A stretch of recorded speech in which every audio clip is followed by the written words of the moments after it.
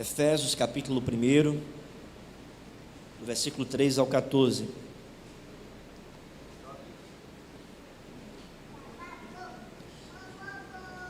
Efésios capítulo 1, do versículo 3 ao 14. Se você puder, Mateus, por gentileza, colocar mais volume no meu microfone. Talvez seja o retorno para mim, né? Mas só o volume mesmo para me escutar melhor. Efésios capítulo 1, a partir do versículo 3. Isso, melhorou mais, tá bom. Aumenta muito para não dar microfonia. Meus irmãos, eu vou ler do versículo 3 ao 14, assim diz a palavra de Deus. Bendito Deus e Pai de nosso Senhor Jesus Cristo, que nos tem abençoado com toda sorte de bênção espiritual nas regiões celestiais em Cristo, assim como nos escolheu nele antes da fundação do mundo para sermos santos e irrepreensíveis perante ele, e em amor nos predestinou para ele, para a adoção de filhos por meio de Jesus Cristo, segundo o beneplácito de sua vontade, para o louvor da glória de sua graça, que ele nos concedeu gratuitamente no amado, no qual temos a redenção pelo seu sangue, a remissão dos pecados, segundo a riqueza da sua graça, que Deus derramou abundantemente sobre nós em toda a sabedoria e prudência, desvendando-nos o mistério da sua vontade, segundo o seu beneplácito que propusera em Cristo, de fazer convergir nele, na dispensação da plenitude dos tempos, todas as coisas, tanto as do céu como as da terra. Nele, digo que no qual fomos também feitos herança, predestinados segundo o propósito daquele que faz todas as coisas, conforme o conselho da sua vontade, a fim de sermos para louvor da sua glória, nós os que de antemão esperamos em Cristo, em quem também vós, depois que ouvistes a palavra da verdade, o evangelho da vossa salvação, tendo nele crido, fostes selados com o Espírito Santo da promessa, o qual é penhor da nossa herança até o resgate da sua propriedade, em louvor da sua glória. Eu gostaria que você atentasse aí novamente para o versículo 6 ao versículo 12, e nós vamos ler somente essa parte juntos, toda a igreja. Vamos lá? Para louvor da glória de sua graça, que ele nos concedeu gratuitamente no amado, no qual temos a redenção pelo seu sangue, a remissão dos pecados, segundo a riqueza da sua graça, que Deus determinou abundantemente sobre nós em toda a sabedoria e prudência, desvendando-nos o mistério da sua vontade, segundo o seu beneplácito que propusera em Cristo, de fazer convergir nele, na dispensação da plenitude dos tempos, todas as coisas, tanto as do céu como as da terra. Nele, digo, no qual fomos também feitos herança, predestinados segundo o propósito daquele que faz todas as coisas, conforme o conselho da sua vontade, a fim de sermos para o louvor da sua glória, nós os que de antemão esperamos em Cristo. Vamos orar. Senhor Deus, amado Pai, Deus eterno, soberano, Deus todo-poderoso, Deus misericordioso, ó Senhor, tem misericórdia de nós e fala conosco por meio da Tua santa palavra. É o que nós te pedimos, ó Deus, nesse momento. Fala conosco, que o Teu Espírito Santo cative a nossa mente em Tua palavra, o nosso coração, que tudo aqui, Senhor Deus, esteja convergindo para entendermos a Tua palavra, para a pregação do Evangelho, e que por meio da Tua palavra, o Senhor poderosamente possa redimir pecadores, consolar o Teu povo, trazer avivamento espiritual, direção, instrução, doutrina. Todos irmãos, que todos os irmãos estejamos aqui, Pai, mediante a Tua graça, maravilhados com a Tua doutrina, com a Tua palavra. É o que nós te pedimos, alimenta a nossa alma, em nome de Jesus, amém. Meus queridos irmãos e irmãs, um dos temas centrais das Sagradas Escrituras é a redenção. A redenção que há no sacrifício de Jesus Cristo. O texto que nós lemos e que repetimos do verso 6 até o verso 12, o apóstolo Paulo está tratando aqui sobre a redenção. Eu li todo o texto do versículo 3 ao versículo 14, porque é uma única perícope, é uma única unidade literária. Essa unidade literária que é dividida em 3 partes. A primeira parte vai do versículo 3 até o versículo 6, parte A, onde o apóstolo Paulo trata sobre a eleição incondicional, que Deus tem nos abençoado com toda sorte de bênção espiritual nas regiões celestiais em Cristo. Ele então fala que Deus nos escolheu antes da fundação do mundo. Do versículo 6, parte B, até o versículo 12, é a segunda parte dessa unidade literária, quando o apóstolo Paulo trata sobre a redenção.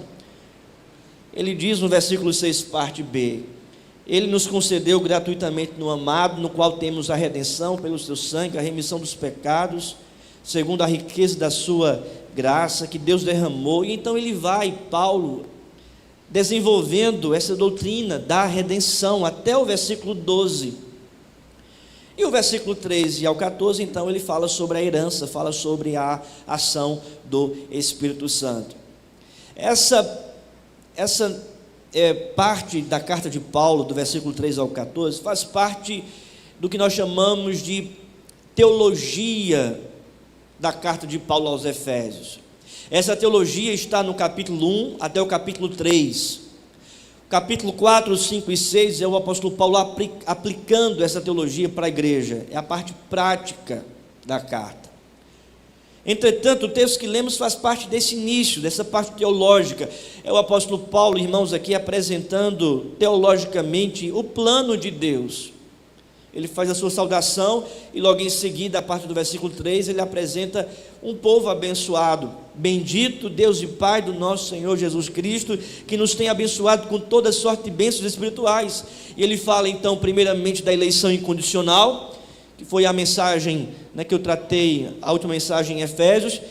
Ele fala agora sobre a ação de Cristo redimindo o seu povo, a redenção. E depois ele fala sobre a ação do Espírito Santo, selando e trazendo herança. Eu gostaria, portanto, de fixar e prestar mais atenção, juntamente com a igreja, nessa segunda parte, que é a redenção, que vai do versículo 6 até o versículo 12. A gente olha para esse texto e a gente percebe o Deus triuno sendo apresentado. O Pai que elege antes da fundação do mundo, do 3 ao 5. O Filho que redime pecadores por meio do seu sangue, do 6 ao 12, e o Espírito Santo que sela essa obra redentiva no coração do povo de Deus, do versículo 13 ao versículo 14. É o plano da redenção, aqui sendo apresentado pelo Pai, pelo Filho e pelo Espírito Santo, a 3 pessoas da Trindade. A gente olha para a parte central do versículo 6 ao versículo de número 12, e nós percebemos, irmãos, Paulo especificamente tratando sobre a redenção. A divisão a gente percebe nessa doxologia que é apresentada, tanto no versículo de número 6, para louvor da glória de sua graça, e então há uma divisão onde Paulo apresenta a redenção, e no versículo de número 12, que é o fim da segunda parte, a fim de sermos para louvor da sua glória.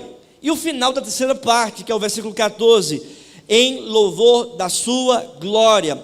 Então, as 3 partes dessa unidade literária é finalizado com essa doxologia: para o louvor da sua glória, eleição incondicional; para o louvor da sua glória, redenção pelo Filho; para o louvor da sua glória, aplicação do Espírito. Então, Deus aqui, irmãos, pela instrumentalidade do apóstolo Paulo, está apresentando o louvor da igreja, que deve ser destinada à glória de Deus. Esse louvor que deve ser tributado à glória de Deus, ao nome de Deus, à graça de Deus, e especificamente aqui no texto, por razão da redenção que acontece pelo Filho de Deus, por Jesus Cristo. Durante os tempos do Novo Testamento, o Império Romano tinha até 6 milhões de escravos, e a compra e venda deles foi um grande negócio.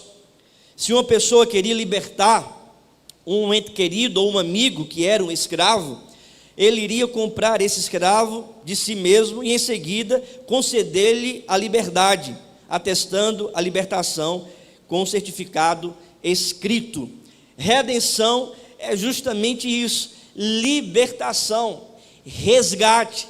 Essa palavra que é dita aqui pelo apóstolo Paulo no versículo 7, no qual temos a redenção. Esse termo, irmãos, redenção significa libertação do cativeiro, um significado muito forte que está por trás do substantivo remido aqui no texto redenção. Essa palavra foi usada para se referir ao pagamento de resgate para libertar uma pessoa da escravidão, especialmente libertar um escravo. O apóstolo Paulo, portanto, utiliza essa palavra que significa resgate, libertação, aqui nesse termo redenção, para tratar sobre o resgate, a libertação, aquilo que Cristo fez por nós na cruz do Calvário. Nessa passagem, portanto, Paulo está frisando aqui a redenção, apresentando 5 elementos da redenção que Deus oferece ao seu povo. Primeiro elemento aqui, irmãos, é o Redentor. Veja o que diz o texto aí, o versículo 6. Vamos ler juntos? Para louvor da glória de sua graça, que ele nos concedeu gratuitamente no amado, no qual temos a redenção. Versículo 7, a parte A. Primeiramente, irmãos, o apóstolo Paulo fala sobre o Redentor. Ele nos concedeu gratuitamente no amado. E aqui é o primeiro elemento dessa doutrina da redenção, que é o Redentor. O amado aqui é Cristo, no qual temos a redenção. Jesus Cristo é o nosso Redentor, o Redentor da nossa vida. Ele é o bem amado. A palavra aqui, irmãos, amado, indica aquele que está no estado de ser amado por Deus. A expressão de Paulo é: ele nos concedeu gratuitamente no amado. Ele mesmo pagou o preço da nossa libertação do pecado e da morte. Ele quem? Cristo, o Filho de Deus, o amado do Pai. Jesus Cristo, é Ele, irmãos, que é o Redentor. O Redentor, portanto, aqui não é a igreja, o Redentor não é o pecador, não é o pecador que se redime sozinho dos seus pecados, não é ele que redime a sua vida, que liberta a sua vida. O Redentor não é o pecador que está fazendo alguma coisa para receber da libertação, para receber da salvação. Uma teologia falsa que se prega por aí, que você tem que fazer isso, aquilo para receber perdão de pecados, para ser salvo, para ser redimido, para ser libertado da escravidão do pecado, do mundo, de Satanás e por aí vai. Mas não é essa a verdade que o apóstolo Paulo está apresentando. A redenção não está fundamentada no pecador. O pecador não é o redentor. Você não é o redentor da sua própria vida. Você e os seus esforços não compram a redenção, a libertação, o resgate. Mas a palavra diz que o redentor é Jesus Cristo. Cristo é o redentor, o amado do Pai. Só Jesus Cristo tem o direito inerente de toda a bondade de Deus, por isso que ele é descrito como o amado. Só Jesus Cristo tem esse direito por essência de receber a bondade de Deus. Mas, porque estamos identificados com Ele pela fé, a bondade é agora também a nossa bondade. A bondade que é derramada sobre o Filho amado é também derramada sobre nós, porque pela fé estamos ligados a Cristo, ligados a Ele. O amado do Pai possui toda a bondade do Pai. Somos também, por causa da fé nele, em Cristo, amados também pelo Pai. Possuímos toda a sua bondade também em Cristo. Jesus mesmo disse, em João 14, 21, aquele que tem os meus mandamentos e os guarda, esse é o que me ama, e aquele que me ama será amado por meu Pai. Perceba, Deus nos ama, não simplesmente, não pelo fato de quem nós somos, porque nós não somos merecedores do amor de Deus, mas Ele nos ama em Cristo. Ele nos ama quando nós estamos debaixo da proteção de Cristo. Ele nos ama quando estamos pela fé alicerçados em Cristo. Ele nos ama quando nós amamos a Cristo. O amado não é você, inerentemente falando, em essência, não, mas você é amado por causa de Cristo, que é em essência amado pelo Pai. O Pai agora nos ama como ama a Cristo por causa da obra de Jesus Cristo que alcança a nossa vida. No conceito do Antigo Testamento, irmãos, o resgatador, ele tinha 3 qualificações. Ele tinha que estar relacionado com o que necessita do resgate. Segundo, capaz de pagar o preço. E terceiro, disposto em fazê-lo. O Senhor Jesus preencheu perfeitamente esses requisitos. Ele veio até nós para se relacionar conosco. Ele foi capaz e eficaz de derramar o seu sangue no Calvário para pagar o preço para o nosso resgate. E Ele fez isso eficazmente. Ele é, portanto, esse amado. Deus acreditou nele, em Cristo. E por causa de Cristo recebemos por esta razão esse resgate, essa libertação, que vem do Redentor, que é o amado. Ele não acreditou em você, ele não acreditou em sua obra, ele não acreditou naquilo que eu posso realizar, porque eu e você, nós somos falhos diante de Deus. Mas o Pai acreditou em seu Filho, na obra do seu Filho, no preço do seu Filho. E todos aqueles, portanto, que se arrependem dos seus pecados, reconhecem a necessidade de depender do Filho, são também amados pelo Pai por causa de Jesus Cristo. Atos capítulo 17, versículo 31 diz: porquanto estabeleceu um dia em que há de julgar o mundo com justiça, por meio de um varão que destinou e acreditou diante de todos, ressuscitando-o dentre os mortos. Quem foi o varão que o Pai acreditou? Cristo. Cristo. Há uma canção que às vezes muito se canta, que fala: Ele acreditou em mim, né? Mas veja, isso está equivocadamente distante da verdade bíblica, porque se a salvação dependesse de mim,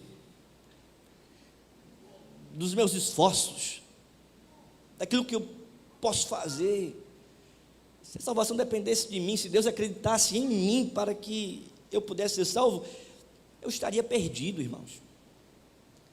Porque eu sou falho, você é falho.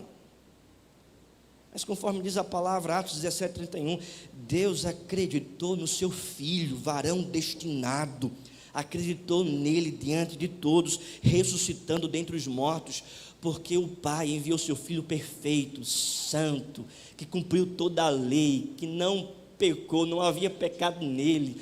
Pelo contrário, ele morreu por pecadores. Ele poderia não fazer, mas ele fez isso. Ele era perfeito, mas morreu por pecadores. Foi sepultado, ao terceiro dia ressuscitou, foi assunto aos céus, está à destra de Deus Pai. Este é o amado, e por causa dele, por meio dele, nós recebemos também do amor do Pai, não por causa de nós, mas por causa do Redentor que se chama Jesus Cristo de Nazaré. O segundo elemento da redenção é o redimido, porque veja o texto no versículo 6 ainda, que ele nos concedeu gratuitamente no amado. Concedeu a quem? A nós. Nos concedeu. Concedeu o quê? Versículo 7. Toda a igreja em uma só voz. Vamos lá. No qual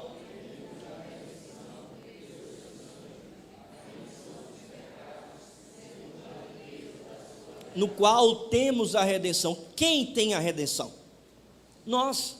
O povo de Deus, a igreja. O segundo elemento, portanto, da redenção é o redimido. Quem são os redimidos? É o povo de Deus. Versículo 1, Paulo traz a identidade desse povo redimido. É Paulo, apóstolo de Cristo Jesus, por vontade de Deus, aos santos que vivem em Éfeso e fiéis em Cristo Jesus. Graça a vós outros e paz da parte de Deus nosso Pai, do nosso Senhor Jesus Cristo. Ele identifica aqui quem são os redimidos, são os santos, são os fiéis, foram aqueles que foram separados, aqueles que creem. Ou seja, Paulo está tratando aqui, meu querido, sobre a minha vida, a sua vida e a vida de todos aqueles que ainda irão crer na palavra, irão crer no Evangelho. É claro que porque os homens são maus, há necessidade, portanto, da redenção, do resgate. São maus por causa da natureza pecaminosa. Nós nascemos em pecado. Maus por causa do mundo, somos guiados pelos prazeres do mundo. Maus porque estávamos debaixo da autoridade de Satanás, estávamos debaixo das inclinações da potestade do ar que agora atua nos filhos da desobediência, conforme Paulo diz aqui em Efésios capítulo 2, versículo 1, 2 e 3.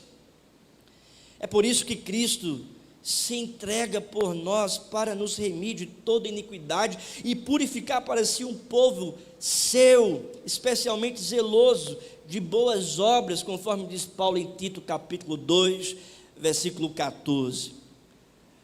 Até que uma pessoa perceba que necessite de redenção, de salvação, ela não irá ao Redentor.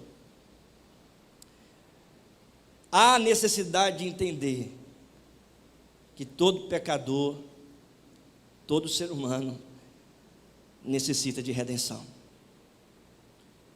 porque todo pecador é mau, está debaixo dessa natureza pecaminosa, guiado pelo mundo, e debaixo ainda, aqueles que ainda não creem, debaixo da gerência de Satanás. Até que o pecador reconheça que ele está irremediavelmente escravizado ao pecado, perdido, ele não vai procurar libertação, ele não vai procurar redenção. Jesus disse: em verdade vos digo, todo que comete pecado é escravo do pecado. Quem é o redimido? O redimido é aquele que é depravado totalmente por causa dos seus pecados. É a depravação total. A depravação total porque afeta cada ser humano. Todos estão debaixo dessa depravação. Quando pecarem contra ti, pois não há homem que não peque. 1 Reis 8:46. É por isso que Paulo diz, no qual temos a redenção, o resgate do pecado, porque todo pecador está escravizado ao pecado. A depravação é total, pois sem a graça de Deus não há deleite na santidade de Deus, não há sujeição com alegria à autoridade soberana de Deus. Ou seja, se Deus não intervir poderosamente na vida do pecador, ele não vai até Deus. A depravação é total, visto que tudo que o homem faz é pecado.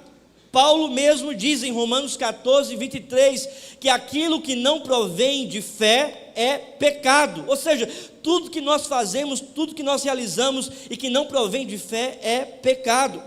A depravação total, irmãos, ela é total em razão do pecador ser totalmente merecedor da punição eterna. Abra a sua Bíblia aí, rapidamente, 1 Tessalonicenses, capítulo 1, versículo 8 e 9.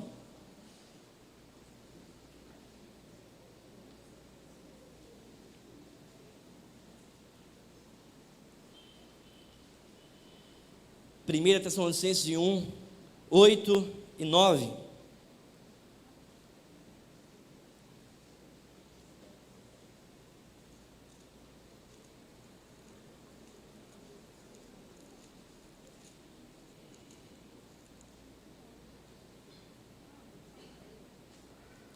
que é que diz a palavra? Porque de vós repercutiu a palavra do Senhor, não somente na Macedônia e Acaia, mas também por toda a parte se divulgou a vossa fé para com Deus, a tal ponto de não termos necessidade de acrescentar coisa alguma. Versículo 9: pois eles mesmos, no tocante a nós, proclamam a repercussão, teve o nosso ingresso no vosso reino, e como deixando os ídolos, vos convertestes a Deus para servirdes o Deus vivo e verdadeiro. É uma obra de Deus redimindo o seu povo dos ídolos, da idolatria.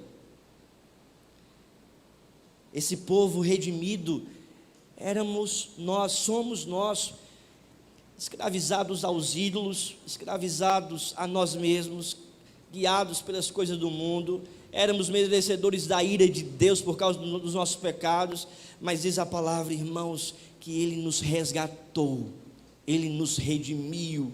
Volte lá para Efésios capítulo 1 e veja o que diz o texto, versículo de número 8. Efésios 1:8, que Deus derramou abundantemente sobre nós. Nós, portanto, somos esse alvo da redenção. O terceiro elemento da redenção é o preço da redenção. Versículo 7 diz ainda, Efésios 1:7, no qual temos a redenção pelo seu sangue, a remissão dos pecados. O preço da redenção, irmãos, é o sangue de Jesus Cristo, derramado na cruz do Calvário para nos libertar, para nos resgatar do preço do pecado, que é a morte. Todos nós estávamos trilhando o caminho de morte eterna por causa dos nossos pecados.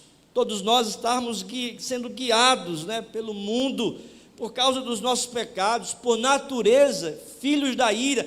Nós estávamos já mortos em nossos delitos e pecados. O salário do pecado é a morte.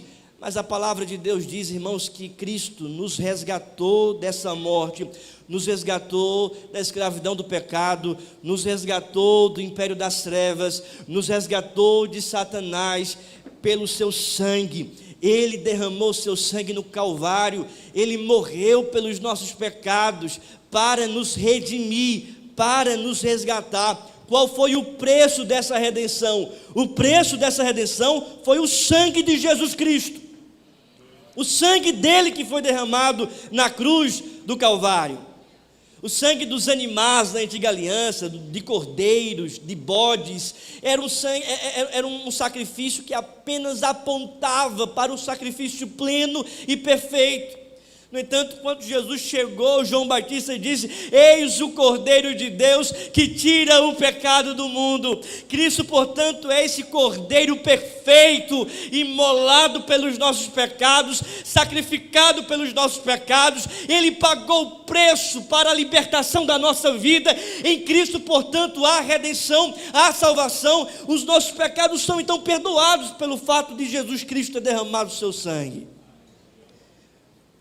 Não há, por meio de sangue de bodes, de bezerros, redenção, mas é pelo sangue de Jesus Cristo, que entrou no Santo dos Santos e uma vez por todas realizou a obra da redenção, conforme o autor da carta aos Hebreus afirma no capítulo 9.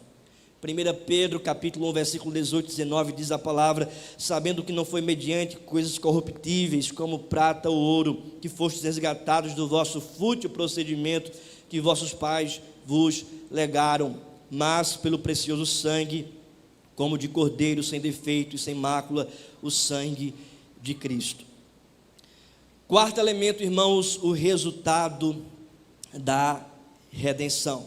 Veja o que diz aí o versículo 7 até o versículo 9, no qual temos a redenção pelo seu sangue, a remissão dos pecados, segundo a riqueza da sua graça, que Deus derramou abundantemente sobre nós, em toda a sabedoria e prudência. Versículo 9, juntos: desvendando-nos o mistério da sua vontade, segundo o seu beneplácito que propusera em Cristo. Quais são os resultados da redenção? O primeiro resultado aqui apresentado, irmãos, é o perdão. Remissão dos pecados. O resultado primário da redenção para o crente é o perdão dos pecados. Uma das verdades centrais da salvação, tanto no Antigo como no Novo Testamento. Na última ceia, Jesus explicou aos seus discípulos: sangue da aliança que é derramado por muitos para a remissão de pecados. Redenção traz o perdão. Redenção traz a pureza do sangue de Jesus sendo derramado sobre a nossa vida, nos limpando de todos os nossos pecados. Há quem diga que você não deve ser um pecador, há quem diga que você não é culpado pelos seus pecados. John MacArthur, fazendo uma leitura do behaviorismo e de alguns que sustenta que não podemos ser responsabilizados por nosso pecado, que a culpa é dos nossos genes, do nosso meio, dos nossos pais, do nosso passado, ou de qualquer outra coisa externa. Mas o pecado, irmãos, de uma pessoa é a sua própria culpa, e a culpa por isso é sua própria. A pessoa honesta, que tem alguma compreensão consigo mesmo, entende que é pecador, e sabe que o seu coração é pecador, e sabe que tem pecado, que peca, porque isso é algo natural de todo ser humano. Inclusive o apóstolo João diz que aquele que afirma que não tem pecado, está fazendo de Deus mentiroso, e a sua palavra, a sua verdade não está nele, não é verdadeiro. E nós travamos lutas contra os nossos pecados do passado, diante de uma consciência de culpa, e que muitos promovem aí, dizendo para você: não esqueça disso, você não é culpado. Existem coisas externas que promoveram isso, então liberte-se dessa culpa. E é uma libertação equivocada, errada, isso não é verdadeiro. E essa consciência de pecados do passado, muitas vezes voltam à nossa mente, pecados do presente. Nós travamos lutas contra pecados atuais, e isso gera também em nossa mente culpa, angústia. Mas, meu querido irmão, a palavra de Deus diz que o sangue de Jesus Cristo nos purifica de todos os nossos pecados, e por essa razão a palavra de Deus diz que Ele nos remiu dos pecados, pelo seu sangue, a remissão dos pecados, segundo a riqueza da sua graça. É verdade, nós somos pecadores, é verdade que temos cometido pecado contra Deus, é verdade que lutamos contra o pecado, é verdade que nessa luta podemos sim cair em pecado, porque isso deve ser, e a Bíblia fala, é um acidente de percurso na vida do cristão. É verdade que se olharmos para o passado, a consciência de culpa pode vir à nossa mente. No entanto, meu querido irmão, existe uma realidade presente na nossa vida, que Jesus Cristo foi à cruz para nos purificar de todos os nossos pecados. O sangue dele é mais poderoso que o pecado do passado, do presente e do futuro. O sangue de Jesus Cristo nos limpa e nos purifica de todos os nossos pecados.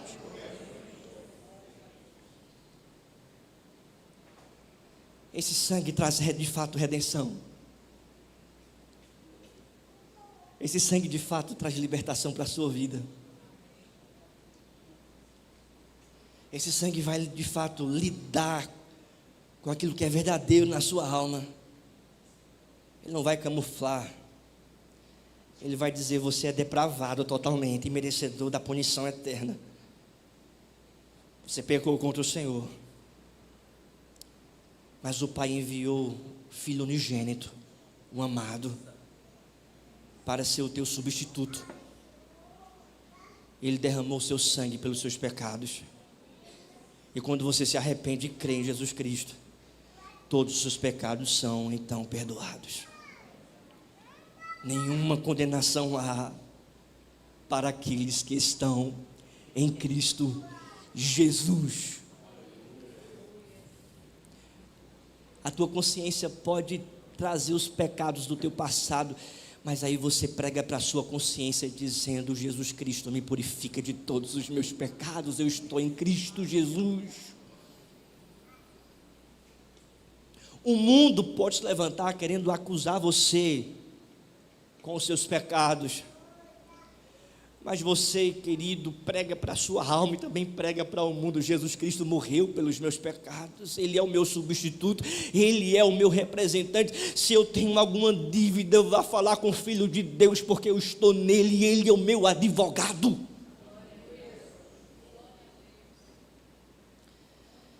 Miqueias capítulo 7, versículo 18 a 19, diz o profeta: quem, ó Deus, é semelhante a ti, que perdoas a iniquidade e te esqueces da transgressão do restante da tua herança? Ó Senhor, não retém a sua ira para sempre, porque tem prazer o Senhor na misericórdia.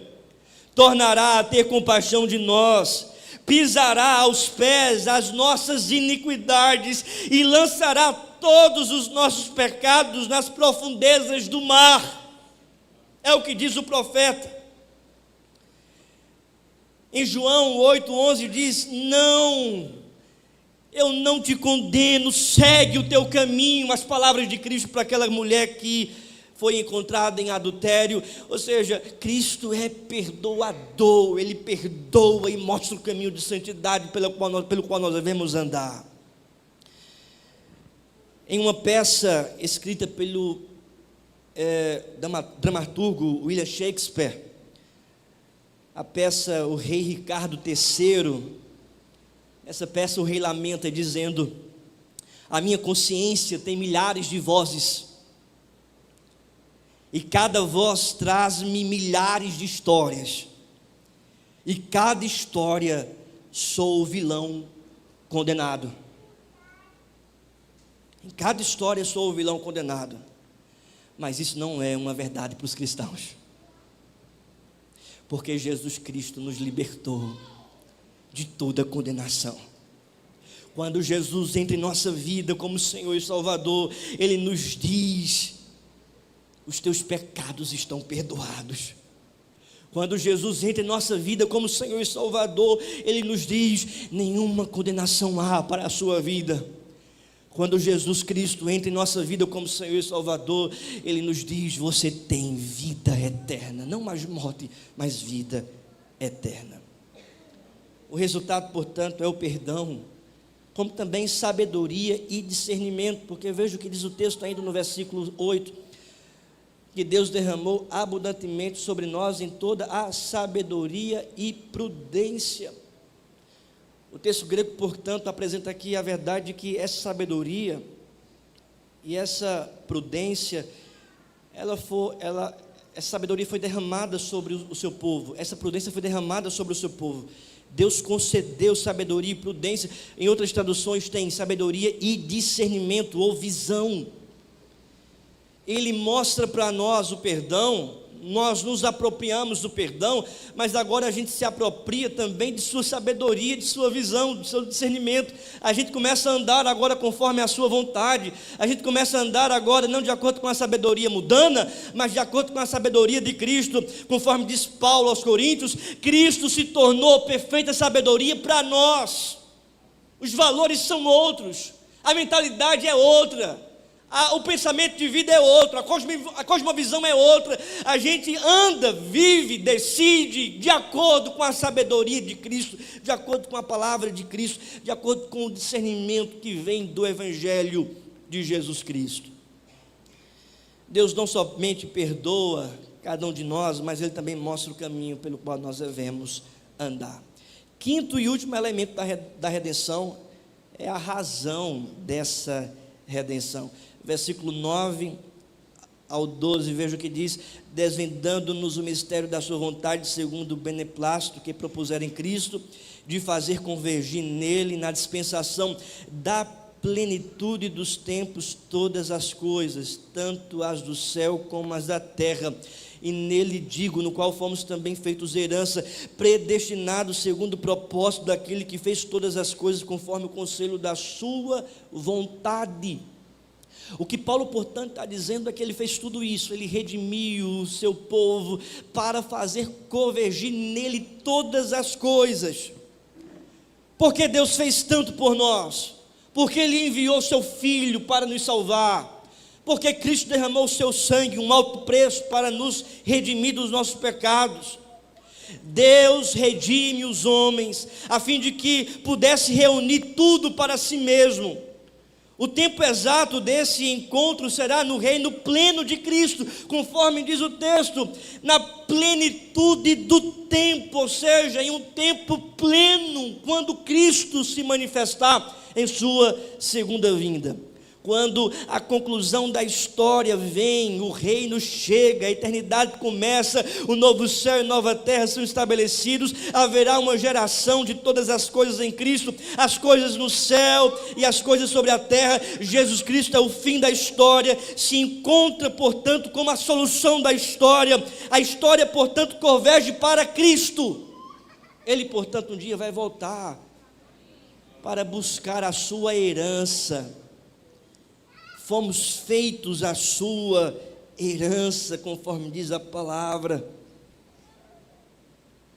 no qual fomos também feitos herança, predestinados segundo o propósito daquele que fez todas as coisas, conforme o conselho da sua santa vontade.